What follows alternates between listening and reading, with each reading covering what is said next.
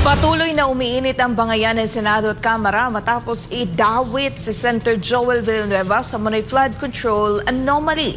Pero sa halip na umatras, binanatan pa ng Senador at direkta pang sinabit si Speaker Martin Romualdez. Narito ang ulat ni Troy Gomez. Rumesbak si Senator Joel Villanueva matapos siyang idawit sa isang pagdinig ng Kamara sa umano'y anomalya sa flood control project sa Bulacan. Sa kanyang privilege speech, mariin niyang itinanggi ang paratang. Uulitin ko at parang sirang plaka na po ako, Mr. President. Wala po ako kailanman naging flood control project. Wala pong ma-verify, wala pong ebidensya, wala pong resibo. Giit ng senador, bahagi umano ito ng demolition job para malihis ang usapan mula sa totoong mastermind. Mr. President, hinahanap pa ba natin ang mastermind? Dito rin po sa buluhagan na ito, Mr. President, unang nasabi yung binabanggit kahapon ni Senate President Escudero, a name that cannot be mentioned. Walang iba kung hindi si Dracula, na ginawang tagapagbantay ng Kamara doon po sa National Blood Bank natin. Ayon kay Villanueva, hindi kikilos ang tinutukoy niyang Dracula nang walang basbas mula sa nakatataas. At mismo si Dracula sinasabi hindi naman niya gagawin ito kung walang basbas ng amo niya.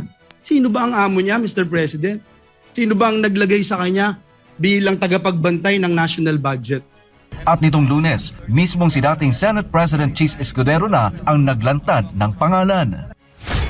Nasabi na rin po, Ginoong Pangulo, ang the name that cannot be mentioned, ang pangalan ni Speaker Martin Romualdez at Congressman Zaldico sa pamamagitan ng paghihiring kanina pong hapon. Giit ni Villanueva, siya'y ginagamit lamang bilang pawn habang ang sindikato raw ay patuloy na nagtatago ng pondo. Klarong-klaro po kung nasaan na si Dracula, kung bakit bumaba ang kanyang dugo kasi hindi na malaman kung saan tatago yung bilyon-bilyon o trilyon-trilyon sa lapi. Hindi na alam kung saan kaya bumaba po yung dugo. Hawak daw ng senador ang mga affidavit mula sa DPWH Bulacan na magpapatunay ng irregularidad at handa siyang ilabas ang lahat sa susunod na mga pagdinig. I will never, ever, Mr. President, destroy the name that was given to me by my parents, Mr. President, because it's priceless, Mr. President. The Bible says a good name should be chosen than great riches. Pinalaki po ako ng magulang ko na naniniwala ako sa langit at impyerno. Pinalaki po ako ng magulang ko na naniniwala ako that when you die here on earth, you will face your Creator and immediately into judgment. Pinalaki po ako ng magulang ko na sa impyerno, wala pong graduation. Kahit 1 bilyong taon, kahit 1 trilyong taon, pag ikaw ay nagkasala, pag ikaw ay pinarusahan ng Diyos, wala pong graduation doon. Mr. President, my duty has always been to serve our kababayans, lalong-lalo na po ang mga kababayan kong Bulakenyo who suffer from flooding year after year.